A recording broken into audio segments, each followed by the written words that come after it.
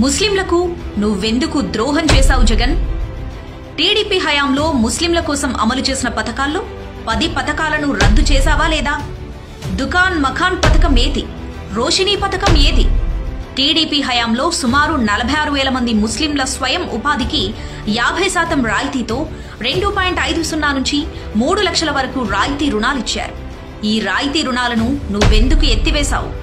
TDP ప్రభుత్వం రంజాన్ తోఫా కింద 11.25 లక్షల ముస్లిం కుటుంబాలకు పండుగ సరుకులిస్తే నువ్వు ఆపేశావా లేదా? టీడీపీ ప్రభుత్వం 13 దేశాల్లో ఉన్నత చదువుల కోసం 527 మంది ముస్లిం విద్యార్థులకు సాయం అందిస్తే నువ్వు ఆ పథకాన్ని పక్కన పెట్టావా లేదా?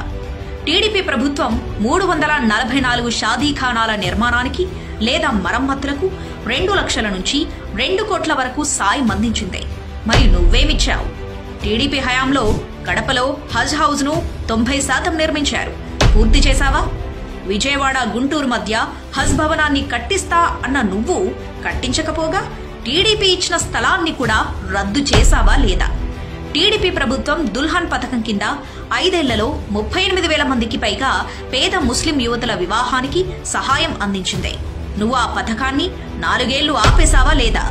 చివరి ఏడాది షాదీ తోఫా అని పేరు మార్చి అందులో కూడా 10వ తరగతి చదివిన వాళ్లకే సాయం అంటూ మెలికపెట్టి పేద ముస్లిం మహిళలను ఈ పథకానికి దూరం చేశావా లేదా?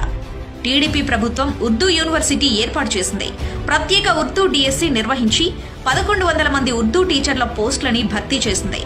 5 ఏళ్లలో నువ్వు ఒక్క ఉర్దూ టీచర్నైనా నియమించావా? బైజూస్ ట్యాబ్స్ ఉర్దూలో పాఠాలు లేవెందుకు?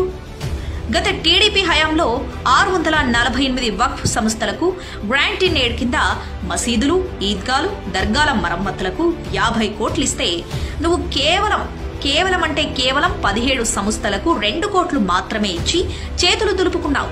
అవునా కాదా? నువ్వు హామీ ఇచ్చిన ఇస్లామిక్ బ్యాంక్ ఏమైంది? వైసీపీ హయాంలో రాష్ట్రంలో 50కి పైగా ముస్లిం మైనారిటీలపై దాడులు జరిగాయి. 10 మంది హత్యకు గురయ్యారు. ఒక్కరోజైనా నువ్వు స్పందించావా? లేదు.